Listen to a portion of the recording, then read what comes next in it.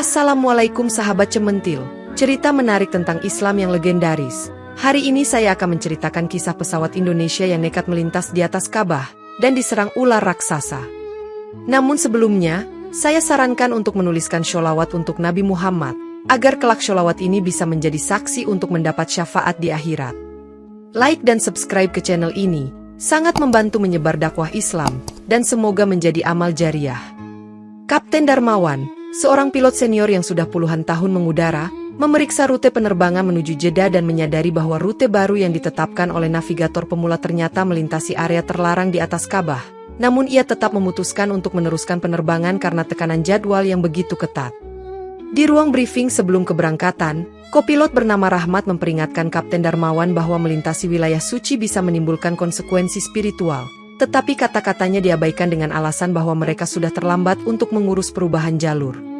Seorang petugas darat bandara sempat menanyakan kembali kepastian koordinat penerbangan, namun Kapten Darmawan meyakinkan bahwa semua dokumen sudah disetujui, sembari menyerahkan surat izin yang sebenarnya tidak mencantumkan rincian ketinggian di atas Makkah. Saat para penumpang naik ke pesawat Garuda 737, seorang ulama yang duduk di bangku ekonomi sempat melirik lembaran rencana penerbangan yang ditinggalkan di kursi sebelah. Lalu beristighfar pelan sambil berbisik, "Semoga Allah melindungi kita semua."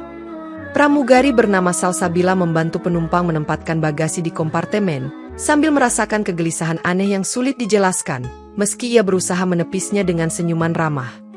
Suara mesin pesawat mulai meraung di landasan pacu, diiringi doa singkat yang diucapkan beberapa penumpang, sementara Kapten Darmawan berkata tegas melalui interkom, "Kita akan terbang dalam cuaca cerah, semoga penerbangan ini lancar hingga tujuan." Setelah pesawat take off dengan mulus, Rahmat menatap layar radar dan menggumam, "Masih jauh jalur kita dari Makkah, Kapten." Namun tidak mendapatkan jawaban apapun dari Kapten Darmawan yang tampak fokus pada instrumen kokpit. Di antara penumpang, seorang ibu menyusui bayinya sambil menenangkan tangisannya dengan alunan doa, sedangkan ulama tadi terus membaca ayat-ayat Al-Quran dalam hati. Salsabila menyuguhkan makanan ringan, namun sekilas ia merasakan jantungnya berdetak kencang ketika melihat secercah kilatan di luar jendela, meski tidak ada tanda-tanda cuaca buruk.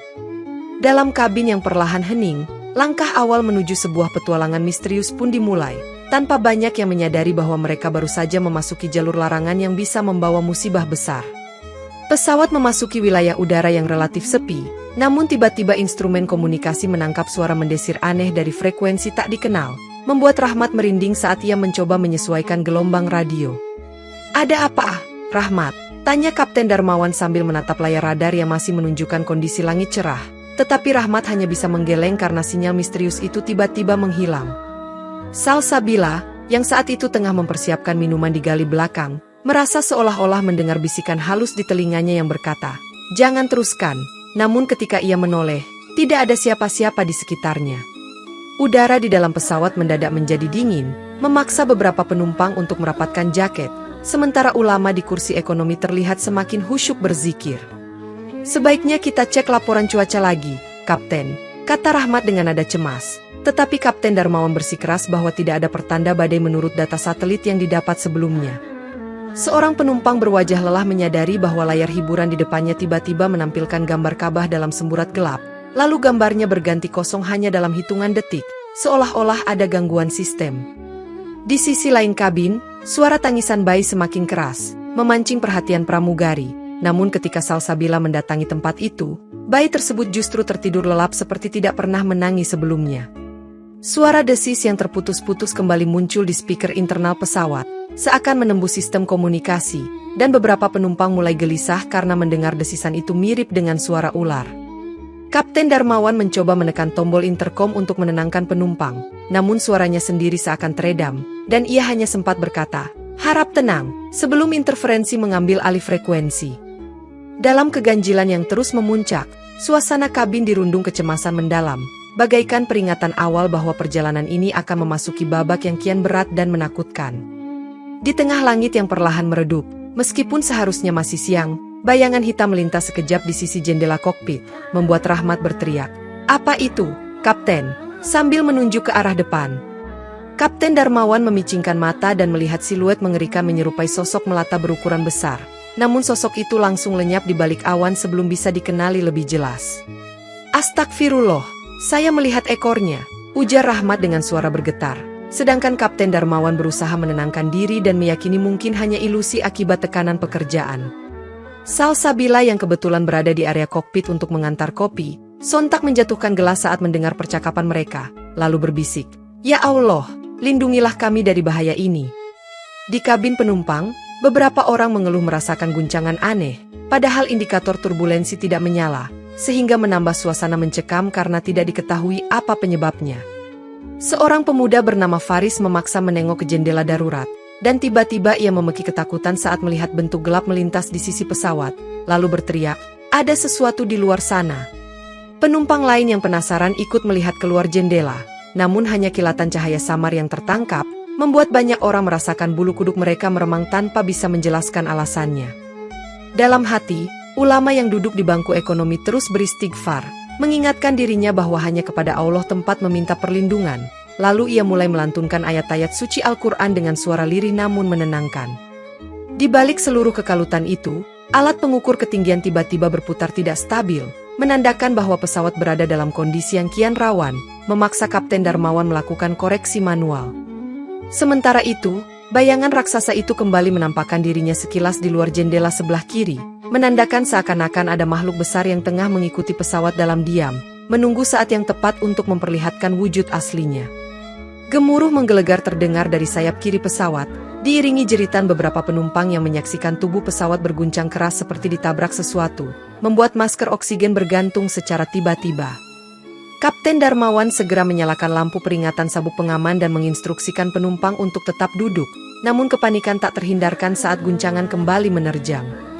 Dari jendela kokpit, terlihat kepala ular raksasa yang melayang di udara, membuka mulutnya yang dipenuhi taring tajam, dan Rahmat spontan mengucapkan kalimat takbir, "Allahu Akbar," karena tak percaya dengan apa yang dilihatnya. Ular tersebut melilit sayap kiri, membuat mesin pesawat mengeluarkan percikan api, hingga alarm kebakaran mulai berdering, memaksa Kapten Darmawan mematikan mesin itu untuk menghindari ledakan. "Turunkan ketinggian," teriak Kapten Darmawan sambil menarik tuas. Sementara Rahmat berusaha menghubungi menara kontrol, tetapi komunikasi terputus seperti ada gangguan tak kasat mata. Pramugari Salsabila berlari ke belakang kabin, menenangkan penumpang yang berteriak ketakutan, sedangkan ulama di pojok bangku ekonomi berdoa dengan lantang, "Ya Allah, selamatkan kami dari bala ini." Faris yang melihat langsung ular tersebut lewat jendela dekat sayap, tersentak ngeri saat mata merah si ular menatap balik ke arahnya, membuat ia hampir pingsan karena tak sanggup menahan kengerian. Guncangan semakin hebat, membuat beberapa penumpang terlempar dari kursi, hingga terdengar suara tangis, doa, dan permohonan ampun bergema di sepanjang kabin. Dengan satu mesin mati, pesawat mulai kehilangan daya angkat, dan Kapten Darmawan harus mengandalkan kecakapan terbangnya untuk menjaga agar burung besi itu tetap di udara, di tengah ancaman ular raksasa yang masih mencengkeram sayap. Teriakan, doa, dan derak logam saling berlomba mengisi atmosfer pesawat, menandakan awal dari pertarungan tak terelakkan dengan makhluk aneh yang tak seharusnya ada di ranah manusia biasa. Dalam kekalutan, ulama bernama Ustaz Mawardi berdiri di tengah gang sempit kabin, lalu menyeru penumpang untuk segera menenangkan hati dan meneguhkan iman, sambil mengulang kalimat tahlil berulang-ulang. Beberapa penumpang mengikuti anjurannya, mulai menenangkan diri dan membaca doa di balik kepanikan, sedangkan yang lain masih terpaku pada jendela, terpukau oleh teror makhluk raksasa yang belum lenyap. "Sesungguhnya pertolongan Allah itu dekat," seru Ustaz Mawardi dengan suara tegas, sembari tangannya memegang sandaran kursi yang bergoyang akibat guncangan hebat. Seorang ibu muda yang tadi panik mulai membaca Al-Fatihah dengan penuh haru, sementara penumpang lain meneteskan air mata mendengar lantunan ayat-ayat suci yang menenteramkan. Kapten Darmawan masih fokus di kokpit, menurunkan ketinggian pesawat secara perlahan, berharap tekanan udara lebih rendah bisa mengusir makhluk itu, meskipun ia tak tahu bagaimana mekanisme biologis ular raksasa tersebut. Rahmat segera berinisiatif untuk memeriksa sistem cadangan, namun ia terperangah ketika melihat layar menunjukkan pesan error bertuliskan Unauthorized Flight Path, seolah-olah ada teguran gaib pada rute terlarang yang mereka masuki. Salsabila merapat ke Ustaz Mawardi, lalu berbisik ketakutan, "Apa yang harus kita lakukan, Ustaz?" Dan sang Ustaz menjawab pelan, "Tawakal, perbanyak istighfar, dan berserah diri, karena semua ini peringatan." Di tengah tangisan dan kekacauan, beberapa penumpang lain justru tersadar bahwa mereka telah terlalu jauh dari perintah Allah, hingga mereka pun menyesali dosa-dosa yang kerap diabaikan sebelumnya. Bayangan ular yang melingkar di sayap terlihat melemah perlahan, seakan terusir oleh kekuatan doa yang mulai menggema di seluruh kabin, meskipun mesin pesawat masih mengeluarkan asap tipis. Harapan mulai tumbuh di hati setiap penumpang, bagai setitik cahaya di tengah kegelapan, menandakan bahwa iman mereka menjadi satu-satunya pelindung dalam bencana yang belum usai. Sambil menstabilkan pesawat dengan satu mesin yang tersisa, Kapten Darmawan menyadari bahwa mereka semakin dekat dengan koordinat Ka'bah, dan situasi ini menuntut keputusan apakah akan terus melintasi jalur terlarang atau memutar balik. Rahmat, dengan suara gemetar, berkata, "Pak, kita harus menghindari area itu. Kita tidak boleh meremehkan larangan ini." Namun Kapten Darmawan diliputi keraguan karena bahan bakar sudah menipis. Ustaz Mawardi mendekat ke kokpit dan menasihati mereka bahwa melanggar wilayah suci bukanlah hal sepele, seraya mengingatkan, "Ada alasan kuat mengapa Allah melarang jalur ini, Kapten." Kapten Darmawan memandangi peringatan di layar navigasi yang berkedip, memunculkan garis merah melingkar di sekitar area Ka'bah, membuat hatinya semakin berdegup kencang. Mesin yang rusak menambah ketegangan, sebab jika mereka memutar balik terlalu jauh, stok bahan bakar mungkin tidak akan cukup untuk mencapai bandara alternatif terdekat. "Saya bertanggung jawab atas nyawa semua orang di sini," gumam Kapten Darmawan sambil mengepalkan tangannya di kemudi, sementara Rahmat menunggu perintah apapun dengan penuh kecemasan. Ustaz Mawardi menekankan sekali lagi bahwa hanya Allah yang dapat menolong mereka, tetapi untuk itu, mereka harus menghentikan pelanggaran yang tengah dilakukan, meski konsekuensinya berat. Beberapa penumpang menunggu kabar dari kokpit, gelisah karena merasakan pesawat semakin menukik, padahal mereka belum tahu keputusan penting apa yang sedang dipertimbangkan oleh sang kapten. "Kalau kita teruskan, bisa jadi kita semua celaka lebih parah," kata Rahmat dengan lirih, seraya melirik jam tangan yang menunjukkan waktu duha, seolah mengisyaratkan bahwa sudah saatnya mereka memohon pengampunan. Dalam hening yang mencekam, Kapten Darmawan akhirnya menarik napas panjang, lalu mengumumkan ke seluruh kabin melalui interkom bahwa mereka akan memutar arah sejauh kemampuan mesin dan bahan bakar mengizinkan, sambil memohon doa dari semua penumpang. Segera setelah keputusan pemutaran arah dibuat, langit yang semula gelap mulai menampakkan secercah cahaya keemasan, seakan membentuk siluet lafaz, "Allah," di tengah gumpalan awan, membuat banyak penumpang menitikkan air mata haru. Ustaz Mawardi mengajak setiap orang untuk bersama-sama melantunkan doa syukur, meskipun mesin pesawat masih kepayahan menahan terjangan angin, dan situasi genting belum sepenuhnya berlalu. "Kapten, saya melihat tulisan yang membentuk kalimat suci," ujar Rahmat yang sulit menahan getaran di dadanya, seraya menambah kecepatan untuk menjauh dari area Ka'bah yang kian dekat. Ular raksasa yang tadinya melingkar di sayap mulai terlepas sedikit demi sedikit, seolah tersengat oleh cahaya dari langit, namun masih menyisakan cengkeraman di struktur ekor pesawat. Di dalam kabin, Salsabila membantu penumpang yang terluka ringan karena guncangan sebelumnya, sambil terus menguatkan iman mereka dengan ucapan zikir dan nasihat sabar. Faris menatap ke jendela dan menyaksikan semburat sinar kemasan itu menimpa tubuh ular yang menggeliat, membuat makhluk itu seakan berusaha menghindar dari pancaran cahaya hingga sebagian tubuhnya mencair seperti kabut. Kapten Darmawan menyadari bahwa ini bukan fenomena alam biasa, menaruh keyakinan bahwa doa-doa yang dipanjatkan telah membuka pintu rahmat dan pertolongan, meski mereka belum sepenuhnya keluar dari bahaya.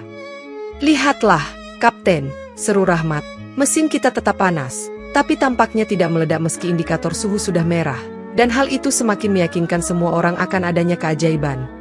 Ustaz Mawardi berjalan menyusuri gang kabin, menepuk pundak setiap penumpang, menyeru agar mereka jangan berhenti berdoa karena ujian Allah ini belum benar-benar usai.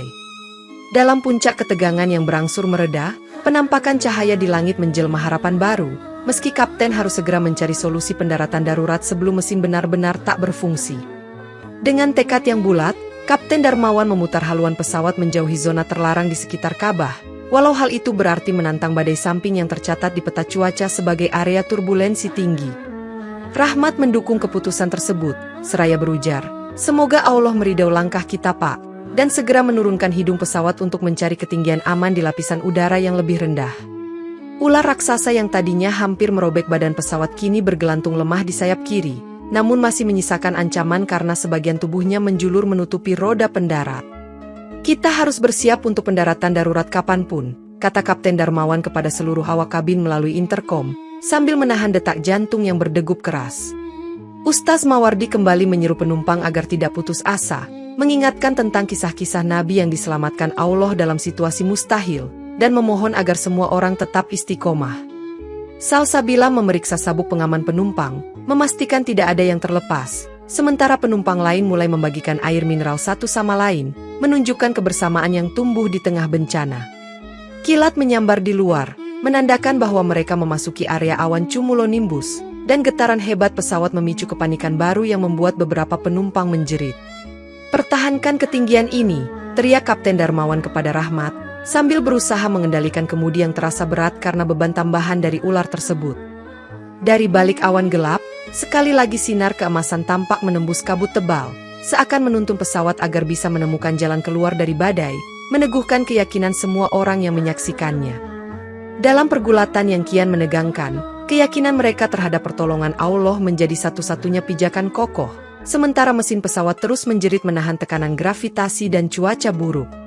Pesawat memasuki zona turbulensi parah, membuat segala peralatan di kabin berguncang hebat, dan penumpang terpaksa menggenggam erat sandaran kursi demi menjaga keseimbangan.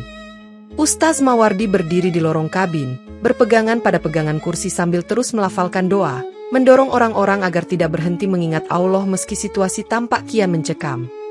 "Kapten, kita harus turun lagi, kita tak bisa bertahan di ketinggian ini," ujar Rahmat ketika indikator kecepatan angin samping menunjukkan angka yang hampir di luar batas kemampuan pesawat. Kapten Darmawan menyetujui usulan itu, menurunkan hidung pesawat beberapa derajat, sambil waspada terhadap tekanan udara yang berubah-ubah, sehingga pesawat sedikit terhuyung di antara pusaran angin. Tiba-tiba, ekor ular raksasa yang bergelantung di roda pendarat mencambuk badan pesawat akibat guncangan, memicu beberapa panel di kabin berguguran dan membuat pramugari Salsabila berteriak kaget. Melihat panel kabin rusak, penumpang pun makin gelisah karena khawatir pesawat akan pecah di tengah udara. Namun Ustaz Mawardi segera menenangkan mereka, menyerukan, "Berserah dirilah, karena Allah pasti punya rencana." Kilatan petir bergantian menyambar di sekitar pesawat, menyorot sosok ular yang masih meronta di sayap, seolah menampilkan adegan mengerikan di balik jendela kokpit yang sudah diselimuti embun keringat. "Ya Allah, kuatkan kendali ini," bisik Kapten Darmawan, sementara tangannya memutar kemudi untuk menyeimbangkan pesawat yang seperti tertarik ke kanan oleh bobot makhluk raksasa itu. Di kabin belakang, Faris yang ketakutan mulai menjerit, "Kita akan jatuh." Namun seorang penumpang lain memegang bahunya sambil mengingatkan agar ia tetap berzikir dan yakin pada pertolongan ilahi. Dengan gemuruh yang belum juga mereda, turbulensi ini bagaikan ujian iman bagi semua orang di dalam pesawat, menguji seberapa kuat mereka berpegang pada keyakinan bahwa Allah Maha Melindungi. Ketika mereka berhasil keluar dari pusaran angin terburuk, lampu peringatan di dashboard kokpit menyala merah, menandakan adanya kerusakan serius pada sistem hidrolik yang mengendalikan kemudi pesawat. Kapten Darmawan meraba tuas kendali, merasakan kekakuan yang menghambat gerakan, sambil memandang Rahmat yang dengan panik menekan tombol reset sistem, namun tak ada perubahan signifikan. "Kalau hidrolik kita mati, kita sulit menggerakkan sayap dan ekor pesawat," kata Rahmat yang berusaha tenang, tapi suaranya bergetar karena menyadari kemungkinan terburuk. Di tengah kesibukan kokpit, Salsabila menyampaikan kabar bahwa beberapa penumpang terluka akibat turbulensi, meski hanya luka ringan, namun moral kru perlu dikuatkan karena ancaman belum berakhir. Ustaz Mawardi lalu diminta ke kokpit untuk memberikan doa dan nasihat, dan ia pun berucap, "Tidak ada yang mustahil bagi Allah, yakinlah bahwa jika Dia berkehendak, seluruh fungsi pesawat ini bisa pulih seketika." Kapten Darmawan mencoba memeriksa manual override, namun tuas tersebut macet karena sepertinya ada serpihan logam yang terjepit akibat pukulan ekor ular tadi. "Jika kita tak bisa menurunkan roda, kita harus cari permukaan mendarat yang rata, entah itu di bandara terdekat atau di mana saja," kata Kapten Darmawan yang menatap peta digital dengan gelisah. Ular raksasa yang masih menempel tampak bergerak pelan, seolah mencari cara baru untuk melukai pesawat, membuat Rahmat bergidik ngeri karena merasa sedang diawasi makhluk itu. "Pak, kita tidak bisa lama-lama di udara dalam kondisi ini," ujar Rahmat, menekankan bahwa bahan bakar dan kerusakan hidrolik bisa berujung fatal jika mereka tidak segera mendarat. Di tengah ketegangan yang kian meningkat, doa dan ikhtiar menjadi dua pilar yang dipegang erat oleh seluruh kru dan penumpang, sembari berharap sebuah mukjizat akan datang menghampiri. Di saat hampir putus asa, tiba-tiba radar pesawat menangkap sinyal aneh yang menuntun ke sebuah jalur penerbangan, padahal area itu tidak tercatat di peta navigasi resmi, membuat Rahmat berseru, "Kapten, ada lintasan baru yang muncul." Kapten Darmawan merasa janggal karena sinyal itu seperti muncul dari titik buta radar, namun situasi genting memaksanya mempertimbangkan petunjuk misterius tersebut. Ustaz Mawardi berdoa agar Allah menunjukkan jalan, dan entah bagaimana, sinyal itu semakin jelas, menampilkan ketinggian dan posisi yang relatif aman untuk menurunkan pesawat. Seolah-olah ada yang memandu kita, gumam Salsabila ketika mendengar penjelasan Rahmat, seraya bersyukur dalam hati karena merasa inilah jawaban atas doa-doa mereka. Kapten Darmawan memutuskan mengikuti rute tersebut, menurunkan pesawat sedikit demi sedikit agar bisa mengukur apakah jalur itu benar-benar nyata atau hanya gangguan sistem. Pada layar radar sekunder, muncul bentuk kontur daratan seperti pulau, walau sebelumnya mereka tidak mendeteksi adanya pulau di radius terdekat, dan hal ini kian menambah aura keajaiban. Faris berkomentar kepada penumpang di sebelahnya, mungkin ini pertolongan gaib dari Allah, dan penumpang lain mengangguk sambil menitikkan air mata, berharap semua ini bukan jebakan. Ular raksasa di sayap tampak semakin lemah, sesekali menggeliat namun tidak seagresif sebelumnya, seolah-olah merasakan kekuatan lain yang membuatnya tertekan. Landasan darurat mungkin ada di sana, teriak Rahmat penuh harap, sambil menunjukkan data altimeter yang mulai stabil, seolah-olah alam semesta sedang membantu mereka mendarat. Dengan keajaiban yang tak terjelaskan, meski hidrolik belum sepenuhnya pulih, pesawat perlahan mengarah menuju pulau misterius itu, menandakan babak baru dalam perjuangan mereka yang belum usai. Dari kejauhan, tampak garis pantai yang sempit dan sepetak dataran yang relatif rata, cukup untuk percobaan pendaratan darurat, walau belum jelas apakah permukaannya aman bagi roda pesawat. Kapten Darmawan berteriak, semua bersiap untuk pendaratan keras, sambil menurunkan flap seminimal mungkin agar pesawat tetap terkendali, sementara kopilot Rahmat menyalakan lampu darurat kabin. Ular raksasa tiba-tiba meronta lagi, membuat sayap kiri bergetar hebat, hingga menimbulkan percikan api yang semakin memperbesar kerusakan di struktur pesawat. Salsabila maju ke depan kabin, memastikan penumpang memahami posisi brace untuk pendaratan darurat, sambil terus meneriakkan, "Bismillah, Bismillah," di setiap langkahnya. Pesawat mulai menyentuh ujung daratan, membuat roda terantuk keras pada tanah yang tidak rata, sementara serpihan logam dari sayap berhamburan ke sisi kiri landasan darurat. Dalam hitungan detik, tubuh pesawat berguncang dahsyat, bagasi kabin berjatuhan, dan terdengar dentuman keras ketika ekor pesawat menyentuh tanah, memaksa semua penumpang untuk merunduk. Melalui retakan jendela kokpit, Kapten Darmawan melihat ular raksasa terpental ke belakang, terlempar sejauh puluhan meter hingga lenyap di balik pepohonan pantai. "Alhamdulillah, kita masih hidup," pekik Rahmat saat pesawat berhenti perlahan, meski kondisi badan pesawat tampak koyak di beberapa sisi, menimbulkan asap tipis yang mengepul dari mesin. Ustaz Mawardi langsung mengucap syukur, mengajak penumpang untuk bertakbir dan memanjatkan doa, sementara Salsabila mengoordinasikan evakuasi keluar melalui pintu darurat. Meski pendaratan darurat tersebut terasa bagai keajaiban, situasi tetap genting karena pesawat rusak parah, sinyal komunikasi rapuh, dan ular raksasa mungkin masih mengintai di sekitar pulau. Begitu pintu darurat berhasil dibuka, para penumpang berhamburan keluar, menyaksikan pemandangan pulau terpencil dengan rimbunnya pepohonan tinggi dan pasir pantai yang basah, sementara bau bahan bakar pesawat menyengat di udara.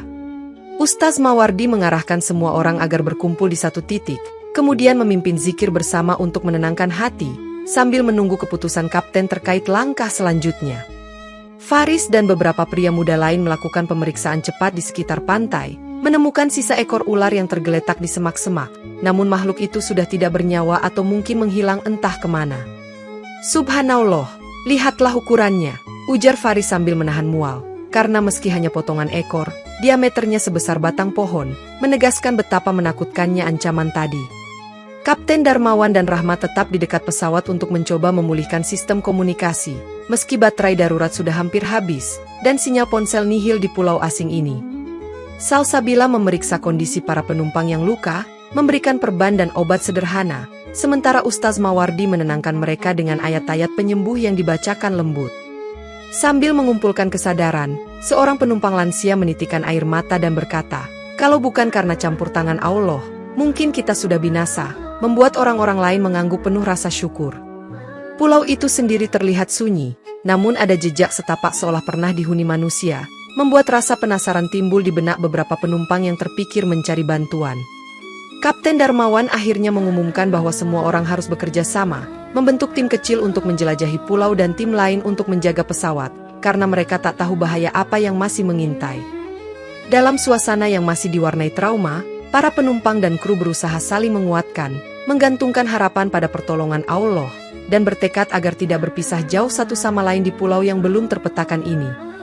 Di tengah penjelajahan, tim kecil yang dipimpin Faris menemukan tulisan Arab kuno di bebatuan dekat pantai, yang berbunyi, "Wahwa, ala kulli syai'in qadir," membuat mereka yakin bahwa pulau ini menyimpan unsur spiritual yang kuat. Ustaz Mawardi, saat diajak melihat tulisan itu, menafsirkan bahwa artinya adalah, dan Dia Maha Kuasa atas segala sesuatu, lalu menegaskan bahwa kedatangan mereka ke pulau ini bukanlah kebetulan semata. Suasana hening terasa sakral ketika mereka menyadari bahwa tulisan di batu itu seakan menjadi tanda peringatan, sejalan dengan peristiwa luar biasa yang baru saja mereka alami. Sementara itu, Salsabila yang memeriksa area sekitar pesawat dikejutkan oleh jejak kaki besar di pasir, seolah milik ular raksasa, membuat rasa was-was kembali menyeruak. Di sela-sela pencarian sumber air bersih, Faris menjumpai aliran sungai kecil yang jernih, dan dengan bersyukur, mereka memutuskan mengambil air sambil tetap waspada akan potensi bahaya. Kapten Darmawan dan Rahmat yang berusaha memperbaiki antena darurat menyadari bahwa hampir semua peralatan elektronik terbakar, kecuali satu radio kuno yang ditemukan di bagasi kargo. Saat mencoba menyalakan radio kuno tersebut, terdengar suara statis diselingi potongan ayat suci Al-Quran, menimbulkan perasaan haru dan keyakinan bahwa ada harapan untuk meminta pertolongan. Ustaz Mawardi lalu menyarankan semua orang berhenti sejenak untuk sholat berjamaah, memohon ketenangan dan petunjuk Allah di pulau tak bernama ini, dan mereka pun segera membentuk syaf di atas pasir. Setelah sholat, seorang penumpang bermimpi singkat tentang cahaya terang yang memancar dari puncak bukit, sehingga mereka sepakat untuk mengirim tim menuju bukit untuk mencari tahu kebenarannya. Dalam setiap langkah, rasa khawatir tentang keberadaan ular raksasa belum hilang, namun semangat untuk bertahan dan keyakinan akan pertolongan ilahi membuat mereka terus berikhtiar. Faris, Rahmat, dan beberapa penumpang lainnya mendaki bukit berpepohonan lebat, ditemani bunyi jangkrik yang merayap di semak-semak, berharap menemukan sumber cahaya yang sempat termimpi oleh salah seorang dari mereka. Selama pendakian, mereka memanjatkan doa agar tidak berpapasan lagi dengan ular raksasa, meski tiap bayangan di semak membuat jantung mereka nyaris melompat. Di puncak bukit, mereka menemukan batu datar yang besar, di mana sisa-sisa lilin bekas pembakaran masih tampak, menandakan pernah ada ritual atau aktivitas religius di tempat itu. Rahmat memandang ke kejauhan dan tersentak saat melihat sebagian pantai tempat pesawat mendarat, dengan garis asap putih mengepul, yang menunjukkan kerusakan pesawat cukup serius namun belum meledak. Cahaya yang mereka cari tidak tampak dalam wujud fisik, namun suasana di atas bukit terasa sejuk dan menenteramkan, seakan terdapat energi positif yang menyelimuti tempat itu. Faris menengadahkan tangan dan berdoa, meminta petunjuk agar mereka dapat menemukan cara untuk keluar dari pulau ini, sementara Rahmat memasang antena darurat baru di puncak bukit, berharap sinyal radio dapat diperkuat. Tiba-tiba, suara gemeretak daun kering membuat mereka waspada, namun yang muncul hanyalah seekor rusa kecil yang berlalu cepat, menandakan pulau ini masih memiliki kehidupan liar yang tak terjamah manusia. Dalam keheningan, Rahmat mencoba menghidupkan radio kuno dan menangkap frekuensi samar. Terdengar beberapa frasa tak jelas yang mungkin berasal dari kapal laut atau pesawat lain yang melintas. "Masih ada harapan," ujar Faris dengan wajah cerah, sementara penumpang lain mengusap air mata bahagia, meski mereka masih dikepung ketidakpastian. Turun dari bukit, mereka membawa secercah optimisme, siap membagikan kabar baik tentang kemungkinan panggilan darurat, meski langkah mereka masih dibayangi rasa was-was akan ular raksasa yang entah di mana. Sekembalinya tim dari bukit, Kapten Darmawan mengumpulkan seluruh penumpang dan kru di tepi pantai, membahas penemuan sinyal radio serta cerita tentang batu bertuliskan kalimat suci, menegaskan bahwa pulau ini bukanlah tempat sembarangan. Ustaz Mawardi menjelaskan bahwa seringkali dalam sejarah Islam, tempat-tempat yang tampak terpencil menyimpan keberkahan atau ujian besar, dan pulau ini tampaknya menjadi panggung ujian iman bagi mereka. Salsabila menambahkan bahwa ia menemukan jejak aneh di pesisir, setengah terhapus ombak, yang bisa jadi bekas jejak orang lain atau makhluk lain, menandakan kemungkinan ada penghuninya. Faris mengusulkan agar mereka membentuk kelompok pencari lain untuk menjelajah lebih dalam, namun Kapten Darmawan menegaskan pentingnya keselamatan karena ular raksasa bisa saja masih berkeliaran. "Kita perlu persiapan senjata," ucap Faris. Lalu beberapa pria mulai merakit tombak sederhana dari kayu dan besi serpihan pesawat, meski hasilnya belum tentu efektif melawan makhluk besar. Sementara itu, Rahmat dan dua orang lainnya bersiap mencoba menghubungi stasiun radio terdekat, walau sinyal yang tertangkap masih lemah, dan baterai darurat semakin menipis. Dari pantai, anak kecil menjerit memanggil ibunya karena melihat kilatan cahaya di hutan, memancing desas-desus bahwa mungkin ada orang lain di pulau ini yang menyalakan api. Ustaz Mawardi kembali menenangkan suasana, mengingatkan semua orang untuk menjaga persatuan dan memperbanyak istighfar, karena rasa takut berlebihan hanya akan memicu situasi tak terkendali.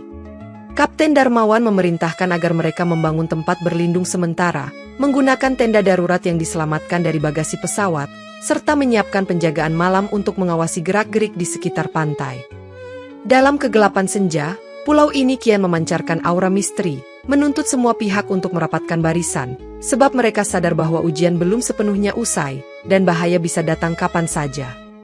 Malam raya perlahan, hingga tiba-tiba radio kuno menangkap frekuensi jelas yang memanggil dalam bahasa Arab, "Hal min mustaqz, adakah yang meminta pertolongan?" membuat Rahmat bersorak girang.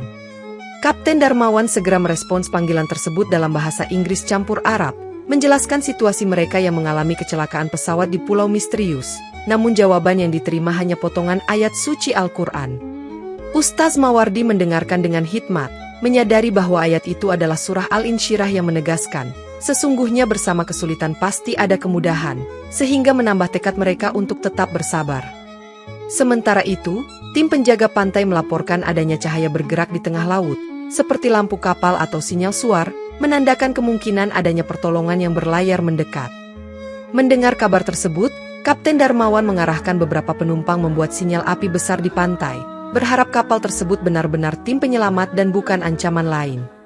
Semakin lama, cahaya di tengah laut makin jelas, terlihat seperti sebuah kapal nelayan yang melaju pelan mendekati pantai, memunculkan perasaan campur aduk antara harapan dan kekhawatiran. Seorang nelayan Arab turun dari kapal kecil, membawa lentera dan tampak kebingungan melihat serpihan pesawat di tepi pantai, sebelum akhirnya menyadari bahwa sekelompok orang benar-benar membutuhkan bantuannya. "Alhamdulillah, kalian selamat," ucap sang nelayan dengan aksen Timur Tengah yang kental, sementara Ustaz Mawardi membalas dengan penuh syukur, menjelaskan ringkas insiden ular raksasa dan pendaratan darurat. Nelayan itu menegaskan bahwa pulau ini memang jarang terdeteksi di peta resmi, karena konon memiliki sejarah kuno dan kerap dihindari pelaut lokal akibat rumor makhluk buas dan kejadian gaib. Dalam nuansa haru, kedatangan nelayan tersebut menjadi pertanda bahwa pertolongan Allah datang dengan cara yang tak terduga, meski masih menyisakan pertanyaan besar tentang nasib ular raksasa yang belum tampak kembali. Saat fajar mulai menyingsing, tanda kehidupan ular raksasa kembali muncul, ditandai dengan suara gemuruh dari tengah hutan, membuat pepohonan bergoyang seolah diterjang badai, menebarkan rasa takut yang merata di antara para korban. Nelayan Arab yang bernama Hasan memperingatkan bahwa makhluk itu sudah melegenda di kalangan pelaut, dan hanya bisa dilumpuhkan jika ada persatuan hati serta doa kuat yang memohon perlindungan Allah. Kapten Darmawan mengumpulkan semua orang, memutuskan untuk melakukan upaya terakhir menyingkirkan ular tersebut, dengan dukungan senjata seadanya, agar mereka bisa dievakuasi ke kapal Hasan dengan aman. Ustaz Mawardi memimpin doa panjang sebelum mereka masuk hutan, memohon agar Allah meneguhkan langkah mereka dan melemahkan makhluk yang mengancam nyawa begitu banyak orang. Ketika mereka menembus rimbunnya pepohonan, ular raksasa itu menampakkan diri, melata di atas tanah dengan sorot mata merah menyala, lidahnya menjulur menimbulkan suara desis yang menggetarkan nyali.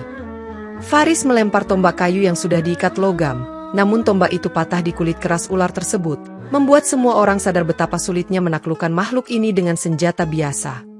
"Allahu Akbar!" teriak Hasan, menambatkan tali lasso pada batang pohon untuk mencoba menjebak kepala ular, sementara Kapten Darmawan menembak flare ke arah makhluk itu, berupaya mengalihkan perhatian. Ular itu mengamuk, mencambukkan ekor dan menjatuhkan beberapa orang ke semak basah, hingga Rahmat terluka di bahu meski berhasil berguling menghindari lilitan mematikan. Tepat saat ular hendak mencengkeram Faris, terdengar kumandang azan yang dilantunkan Ustaz Mawardi dari kejauhan, membuat ular tersebut mematung beberapa detik, seolah benci mendengar panggilan suci.